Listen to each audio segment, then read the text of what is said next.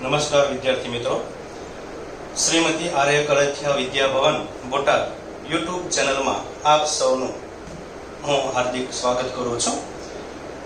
ગયા લેક્ચરમાં ધોરણ 11 કોમર્સમાં આપણે વાણિજ્ય વ્યવસ્થા અને સંચાલનમાં સૌથી પહેલો પાઠ ધંધાનું સ્વરૂપ, હેતુ અને કાર્યક્ષેત્ર વિશે આપણે થોડી ચર્ચાઓ કરી હતી. પરીક્ષા પદ્ધતિ, અભ્યાસક્રમ, કેટલા માર્ક્સનું પેપર હોય છે, પ્રથમ, બીજી અને ત્રીજી પરીક્ષાઓ, ઇન્ટરનલ, આ બધી ચર્ચાઓ આપણે પહેલા લેક્ચરમાં કરી ચૂક્યા છે. અત્યારે એમાં આપણે હવે થોડુંક આગળ એ ચાલુ કરીએ છીએ. ધંધાનું સ્વરૂપ, હેતુ, કાર્યક્ષેત્રમાં આપણે એ સૌથી પહેલા અગત્યની જે કઈ ચર્ચાઓ છે એની તમામ બાબતો આપણે લખેલી છે. જોઈએ આપણે એક પછી એક સમજૂતી મેળવીએ. છેલ્લે આપણે વાત કરી હતી આર્થિક પ્રવૃત્તિ અને બિનઆર્થિક પ્રવૃત્તિ. આપણે જાણીએ છીએ એમ ફરીથી એકવાર રિવિઝન કરું છું. આર્થિક પ્રવૃત્તિ એટલે કે જે કંઈ કામ કરીએ એના બદલામાં આપણને કંઈક વળતર મળે, વળતરની અપેક્ષાએ કરવામાં આવતી પ્રવૃત્તિ એને કહેવાય આર્થિક પ્રવૃત્તિ. ટૂંકમાં આપણે જે કંઈ કામ કરીએ છીએ તો એમાં આપણને કંઈક વળતર મળે છે, એને આપણે આર્થિક પ્રવૃત્તિ કહીએ છીએ. આર્થિક પ્રવૃત્તિનો હેતુ યાદ રાખજો વિદ્યાર્થી મિત્રો, નફાનો હોય છે. નફા વગરની એ આર્થિક પ્રવૃત્તિ કહી શકાય નહીં. બરાબર છે? એટલે ફરીથી એકવાર, આર્થિક પ્રવૃત્તિ એટલે કે વળતરની અપેક્ષાએ કરવામાં આવતી પ્રવૃત્તિ. નાણાંની એ વળતરની અપેક્ષા હોય છે. બીજું છે બિન આર્થિક પ્રવૃત્તિ. એનો અર્થ જ એવું કહે છે કે જેમાં વળતરની કોઈ અપેક્ષા હોતી નથી. એવા પ્રકારની પ્રવૃત્તિને આપણે બિનઆર્થિક પ્રવૃત્તિ કહીએ છીએ. એનો હેતુ હોય છે સેવાનો, કે જેમાં નાણાંની કોઈ પણ પ્રકારની અપેક્ષા હોતી નથી.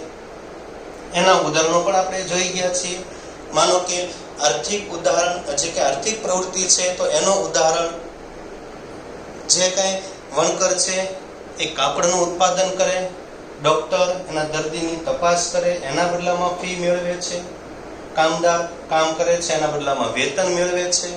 આ બધી એ આર્થિક પ્રવૃત્તિના ઉદાહરણ છે કે જેનો હેતુ નફાનો હોય છે. બિનઆર્થિક પ્રવૃત્તિનો હેતુ આપણે જાણ્યો છે કે સેવાનો છે. તો સેવામાં તો કે એના ઉદાહરણોમાં સમાજ સેવા, રાહત છાવણીમાં કામ કરતા સ્વયં સેવકો, માતા દ્વારા બાળકનો ઉછેર, આ બધા ઉદાહરણો આપણે જોઈ ગયા છે. એટલે આર્થિક પ્રવૃત્તિ અને બિનઆર્થિક પ્રવૃત્તિ એ આપણે અગાઉ શીખી ગયા છીએ.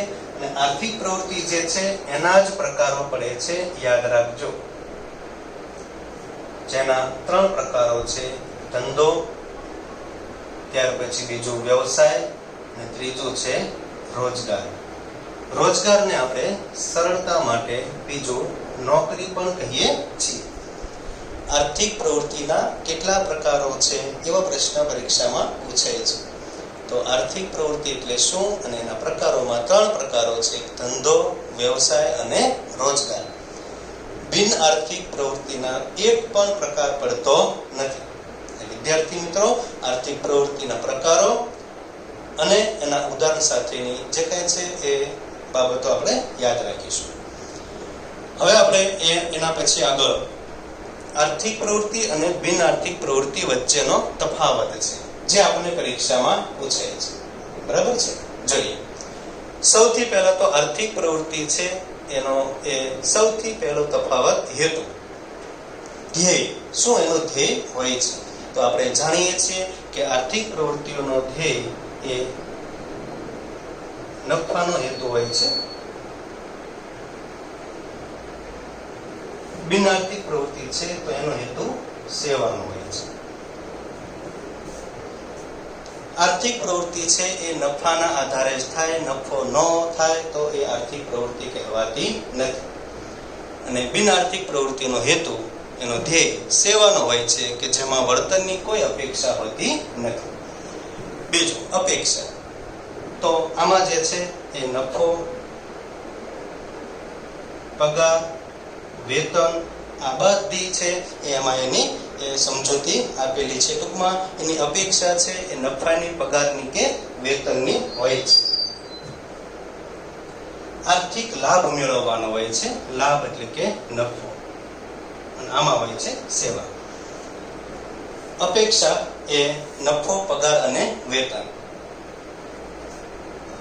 જ્યારે બિન આર્થિક પ્રવૃત્તિ છે તો એની અપેક્ષા જે છે એમાં દેશ સેવા, સમાજ સેવા, આ બધાનો એમાં સમાવેશ કરી શકાય છે. આપણે જાણ્યું છે કે માતા દ્વારા બાળકનો ઉછેર, સમાજ સેવા, આ બધું છે એ બિન આર્થિક પ્રવૃત્તિ કહેવાય, જેની અપેક્ષા સેવાની હોય છે, વર્તનની હોતી નથી. પ્રકાર: આર્થિક પ્રવૃત્તિમાં 3 પ્રકાર પડે છે. આપણે અગાઉ જોઈએ પ્રમાણે ધંધો, વ્યવસાય અને રોજગાર.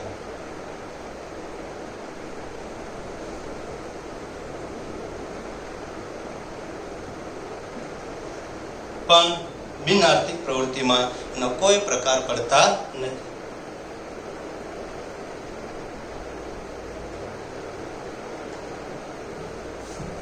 જોખમ: આર્થિક પ્રવૃત્તિમાં જોખમ રહેલા છે. આર્થિક પ્રવૃત્તિમાં જોખમ રહેલું છે, કારણ કે એમાં આપણે કંઈક કામ કરીએ છીએ, એના બદલામાં આપણને વળતર મળે છે, એટલે કે આમાં જોખમ છે. પણ બિન આર્થિક પ્રવૃત્તિનો હેતુ સેવાનો છે, એટલે કે જોખમ રહેલું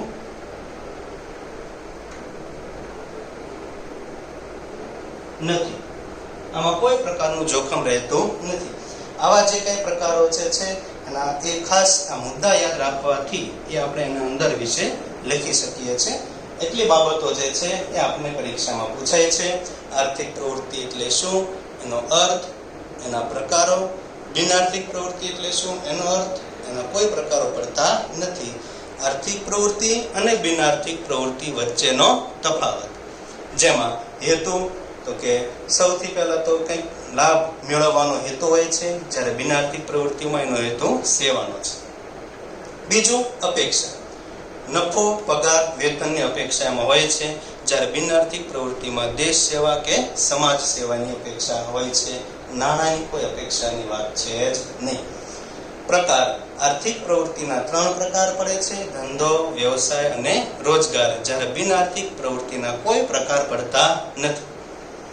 જોખમ: ધંધામાં જે કંઈ છે તો કે આર્થિક પ્રવૃત્તિ કરીએ છીએ એટલે એમાં જોખમ રહેલું છે, કેમ કે એમાં વર્તનની અપેક્ષા કરે છે પ્રવૃત્તિ. આમાં કોઈ વર્તનની અપેક્ષા છે જ નહીં, તો જોખમ આમાં લેવાની કોઈ વાત છે નહીં. બરાબર છે વિદ્યાર્થી મિત્રો? આર્થિક અને બિન આર્થિક પ્રવૃત્તિ વચ્ચેનો જે કંઈ તફાવત આપણને પરીક્ષામાં પૂછાય તો સારામાં સારી રીતે લખવાનો છે.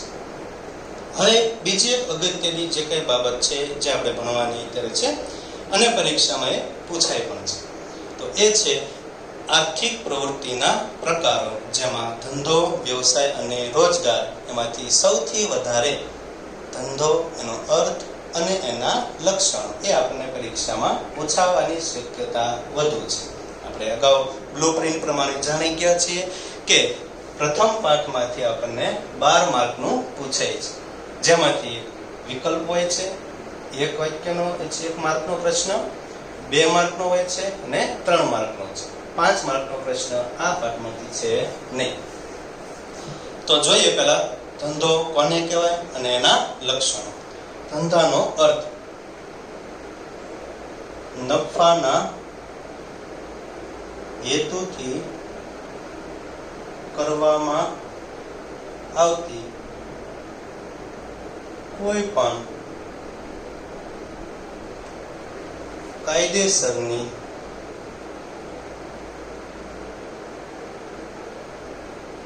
આર્થિક પ્રવૃત્તિ. સમજો વિદ્યાર્થી મિત્રો, ધંધાનો અર્થ એટલે કે નફાના હેતુથી કરવામાં આવતી કોઈ પણ પ્રકારની કાયદેસરની આર્થિક પ્રવૃત્તિ. યાદ રાખજો, આ શબ્દ ઉપર ભાર આપેલો છે. કાયદેસરની જે પ્રવૃત્તિ હોય છે એને આપણે ધંધો કહીએ છીએ. ગેરકાયદેસરની પ્રવૃત્તિની આમાં કોઈ વાત કરવાની છે નહીં. ધંધામાં જે કાંઈ વળતર છે એ બધું અનિશ્ચિત હોય છે. એ ધંધો, વ્યવસાય અને રોજગારના જે તફાવત ત્રણેયના આપેલા છે પુસ્તકમાં આપણને, તો એ આપણે જોઈશું. ધંધાનો મુખ્ય હેતુ આપણે જાણીએ છીએ નફાનો હોય છે. નફા વગરની પ્રવૃત્તિને આપણે ધંધો કહી શકાય નહીં. વ્યવસાય જે છે તો વ્યવસાયમાં વિશિષ્ટ પ્રકારના જે કંઈ એ જ્ઞાનનો ઉપયોગ કરી અને એના બદલામાં ફી મેળવાય છે. રોજગારમાં વળતર નિશ્ચિત હોય છે, જેને આપણે નોકરી કહીએ છીએ. નોકરીમાં વળતર કેવું હોય છે? નિશ્ચિત. બરાબર છે. આ એની ખાલી એક ચર્ચા કરી લીધી છે. હવે આપણે જોઈએ થોડુંક વિગતે ધંધાના અર્થના જે કંઈ છે આપણે ચર્ચા એની કરી ચૂક્યા છીએ. હવે એ ધંધાના લક્ષણો. ધંધાના લક્ષણો જે આપણને આપેલા છે તો એ 7 લક્ષણો છે જે આપણે પાકા કરવાના છે, સમજવાનો પ્રયત્ન કરવાનો છે. ધંધાના લક્ષણોમાં સૌથી પહેલું લક્ષણ છે નફાનો હેતુ. ધંધો એટલે કે કાયદેસરની કરવામાં આવતી પ્રવૃત્તિ અને જે નફાના આધારે જ કરાય છે. નફાના હેતુથી કરવામાં આવતી કાયદેસરની આર્થિક પ્રવૃત્તિ એને જ આપણે ધંધો કહીએ છીએ.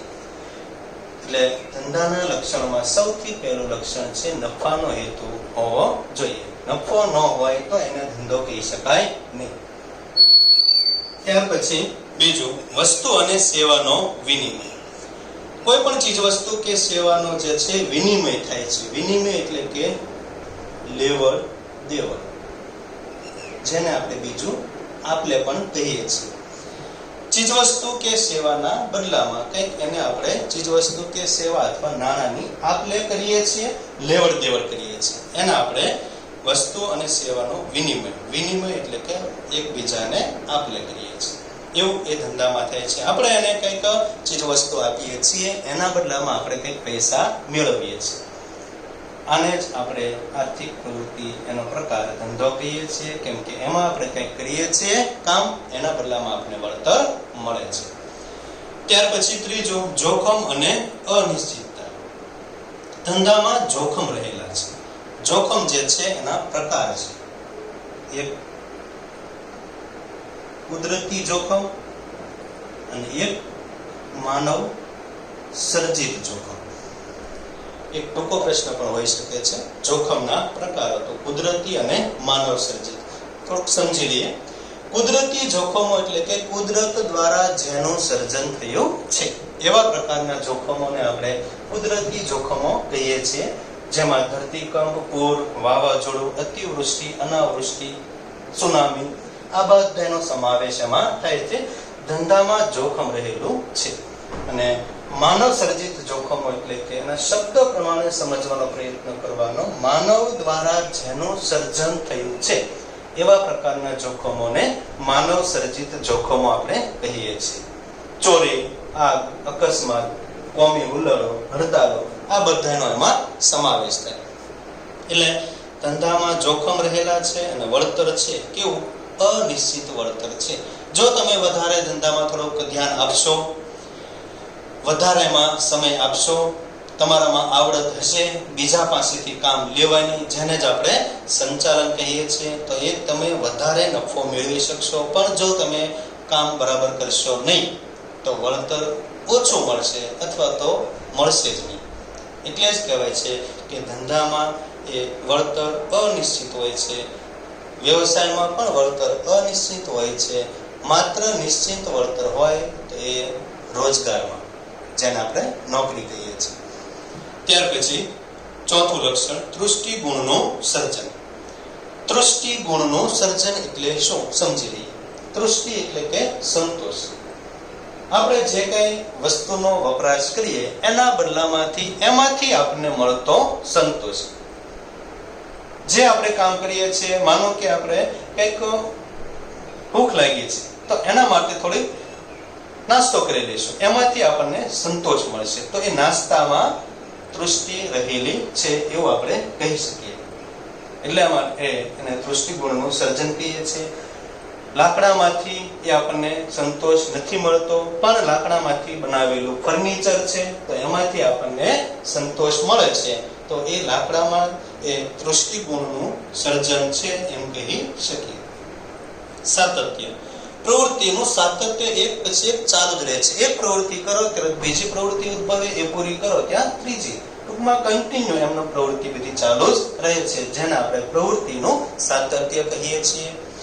નાણાંની જરૂરિયાત. ધંધામાં નાણાંની જરૂરિયાત ખૂબ જ રહે છે. ધંધાની સ્થાપનાનો વિચાર કરીએ ત્યારથી નાણાંની જરૂરિયાત ઉદ્ભવે છે. નાણાને કોની સાથે સરખામણી કરી છે? તો માનવ શરીરના રક્ત સાથે. જેમ માનવ શરીર રક્ત વગર જીવિત રહી શકે નહીં, તેમ ધંધામાં દરેક પ્રકારે પ્રવૃત્તિમાં નાણાંની જરૂરિયાત તો રહે છે. નાણાં વગરની પ્રવૃત્તિ ટકી શકે નહીં.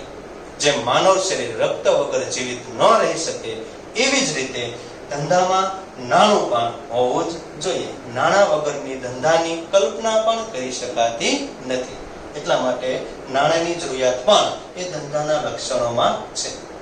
ત્યાર પછી આર્થિક પ્રવૃત્તિ. વર્તનની અપેક્ષાએ જે કંઈ પ્રવૃત્તિ આપણે કરીએ છીએ એને જ આર્થિક પ્રવૃત્તિ કહીએ છીએ. જે આપણે એના પ્રકારો એ ધંધો, વ્યવસાય અને રોજગારમાં ધંધાના લક્ષણોમાં એનો સમાવેશ થાય છે. ખાસ યાદ રાખજો વિદ્યાર્થી મિત્રો, આ સાથે સાથ એ ધંધાના લક્ષણો પરીક્ષામાં એ અગત્યના છે, આપણે ખાસ પાકા કરવાના છે. ત્યાર પછી હવે આગળ આપણે જોઈએ વ્યાપારના પ્રકારો. સૌથી પહેલા તો વ્યાપાર કોને કહેવાય? યાદ રાખજો.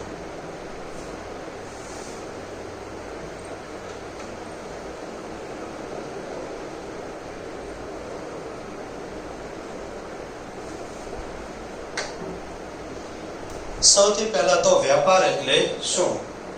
વ્યાપારનો અર્થ, બરાબર? ચીજવસ્તુ કે સેવાના બદલામાં, ચીજવસ્તુ કે સેવાનો વિનિમય. ચીજવસ્તુ કે સેવાના બદલામાં ચીજવસ્તુ કે સેવાનો વિનિમય એટલે વ્યાપાર. વ્યાપારમાં યાદ રાખો બે પક્ષકારો હોય છે. એક હોય છે ખરીદનાર અને એક હોય છે વેચનાર. ઓછામાં ઓછા વ્યાપારમાં બે પક્ષકારો તો હોવા જોઈએ. પક્ષકારો એટલે કે બે વ્યક્તિ, એક ખરીદનાર અને એક વેચનાર. માનો કે બજારમાં એકલા ખરીદનાર જ હોય, વેચનાર કોઈ હોય જ નહીં, તો વ્યાપાર શક્ય બને નહીં. એકલા વેચનારા જ ભેગા થયા છે પણ ખરીદનાર કોઈ ન હોય તો પણ વેપાર શક્ય બનતો નથી. એટલે વ્યાપારની પૂર્વ શરત કે ખરીદનાર અને વેચનાર હોવા જોઈએ. તો એ ખરીદનાર વેચનાર જ્યારે ભેગા થશે, વસ્તુ કે સેવાનો લેવડ દેવડ થશે, આપલે થશે, એને જ આપણે વ્યાપાર કહીએ છીએ. એટલે વ્યાપાર એટલે કે ચીજવસ્તુ કે સેવાના બદલામાં ચીજવસ્તુ કે સેવા અથવા નાણાંનો વિનિમય, એને આપણે વ્યાપાર કહીએ છીએ. બીજો એક શબ્દ વાણિજ્ય. વાણિજ્ય એટલે વ્યાપાર ઉપરાંત વ્યાપારને સહાયક સેવા. બહુ સરળ છે, યાદ રાખજો વિદ્યાર્થી મિત્રો. વાણિજ્ય એટલે વ્યાપાર ઉપરાંત વ્યાપારને સહાયક સેવાઓ. સહાયક સેવાઓ એટલે કે વ્યાપારને મદદ થાય એવી સેવાઓ. જેવી કે એવી 6 સેવાઓ આવે છે: બેંક, વીમો, વખાર, આડતિયા, સંદેશા વ્યવહાર અને વાહન વ્યવહાર. બેંક, વીમો, વખાર, આડતિયા અને સંદેશા વ્યવહાર અને વાહન વ્યવહાર. આ 6 સેવાઓને આધારે જ વ્યાપાર શક્ય બને છે. ટૂંકમાં વાણિજ્યમાં વ્યાપારનો સમાવેશ થઈ જાય છે. વ્યાપારમાં વાણિજ્યનો સમાવેશ થતો નથી. વ્યાપાર જે છે એમાં માત્ર વસ્તુની ખરીદી વેચાણ થાય છે, બે પક્ષકારો હોય, વસ્તુના બદલામાં સેવાનો વિનિમય થાય. પણ વાણિજ્યનું જે કાર્યક્ષેત્ર છે એ વ્યાપાર કરતા વિશાળ છે. કારણ કે વાણિજ્યમાં વ્યાપારનો સમાવેશ થઈ જાય છે. વાણિજ્યની વ્યાખ્યા જેવું કે છે કે વ્યાપાર ઉપરાંત વ્યાપારને સહાયક સેવાઓ. પરીક્ષામાં પ્રશ્ન પૂછાય છે. તો એ સહાયક સેવાઓમાં કઈ કઈ સેવાઓ આવે? તો 6 સેવાઓ: બેંક, વીમો, વખાર, આડતિયા, સંદેશા વ્યવહાર અને વાહન વ્યવહાર. હવે આગળ જોઈએ.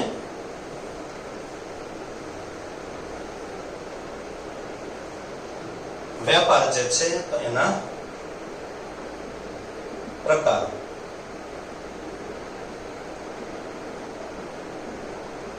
આંતરિક વેપાર અને આંતરરાષ્ટ્રીય વેપાર.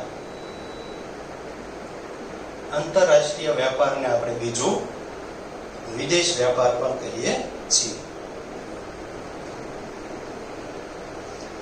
આંતરિક વેપાર એટલે શું, આંતરરાષ્ટ્રીય વેપાર એટલે શું, આવા પ્રશ્નો પણ ટૂંકા આપણને પૂછાઈ શકે છે. જોઈએ, આંતરિક વેપાર એટલે કે દેશની સરહદની અંદર કરવામાં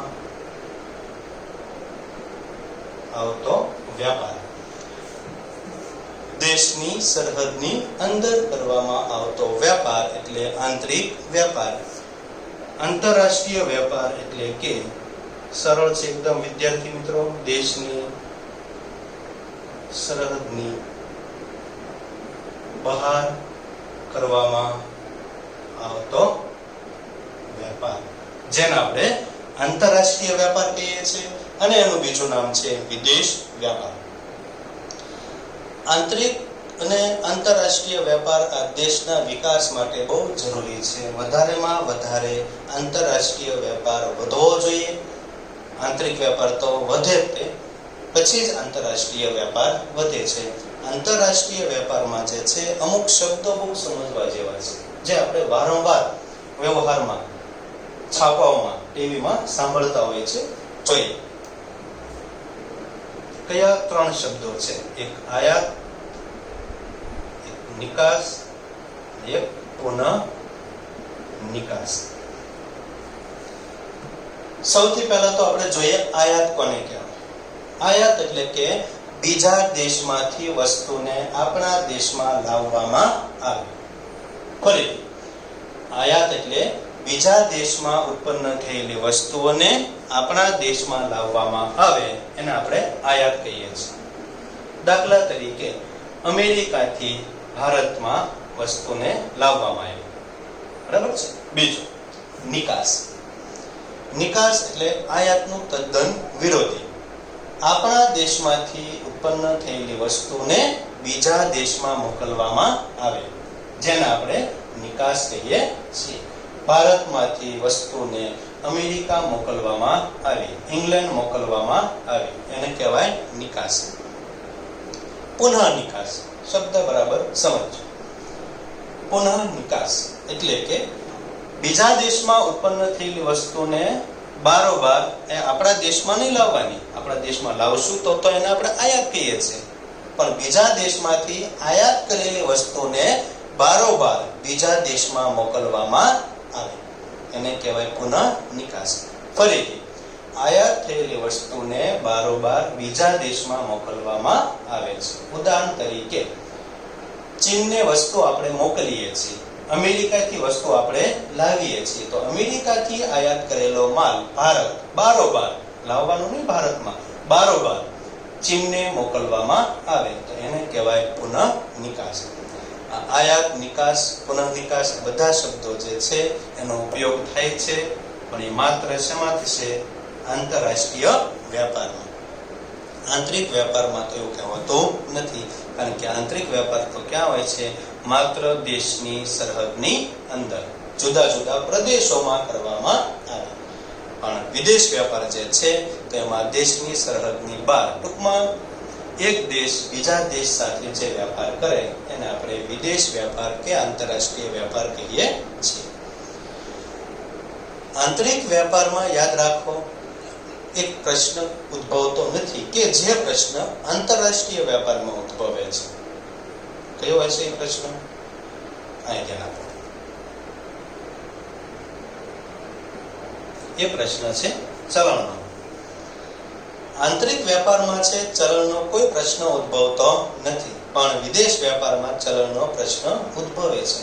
આંતરિક વેપારમાં તો ચલણ એક સરખું જ છે દેશની સરહદની અંદર. એટલે કે માનો કે આપણે ભારતનું ચલણ છે રૂપિયો, જે બધે આખા ભારતમાં ચાલશે, પણ અમેરિકામાં ચાલશે નહીં. તો અમેરિકાનું ચલણ જે છે તો એ ચલણ એ અમેરિકાનું છે ડોલર.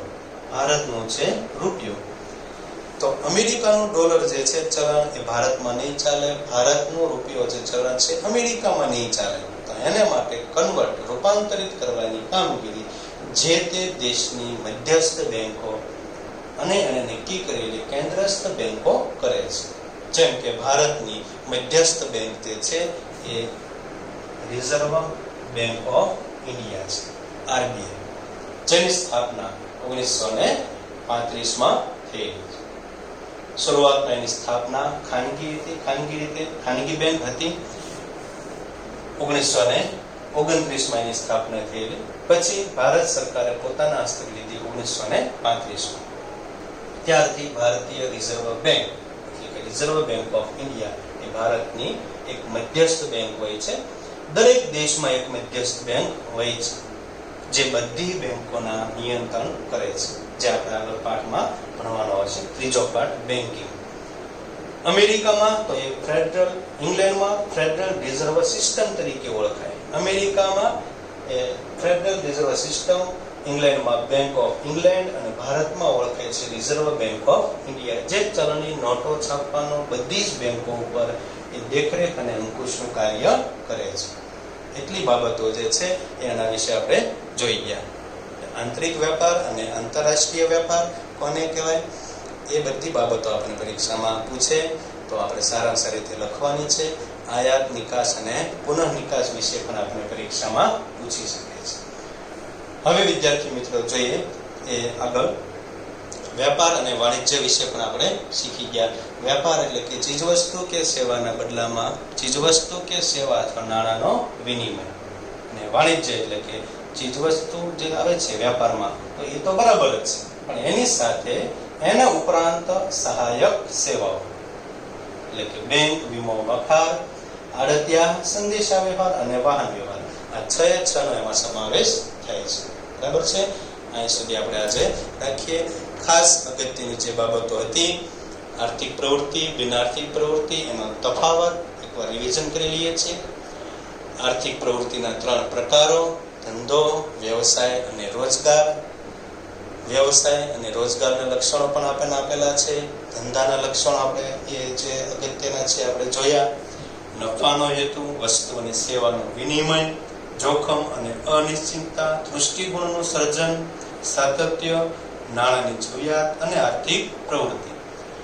વેપાર તો કે એમાં પ્રકારો એના: આંતરિક વેપાર કે જે દેશની સરહદની અંદર કરવામાં આવતો વેપાર, આંતરરાષ્ટ્રીય વેપાર એટલે કે વિદેશ વેપાર જેને બીજું કહીએ છીએ, દેશની સરહદની બહાર એક દેશ બીજા દેશ સાથે જે વેપાર કરે એને આપણે આંતરરાષ્ટ્રીય કે પછી વિદેશ વેપાર કહીએ છીએ.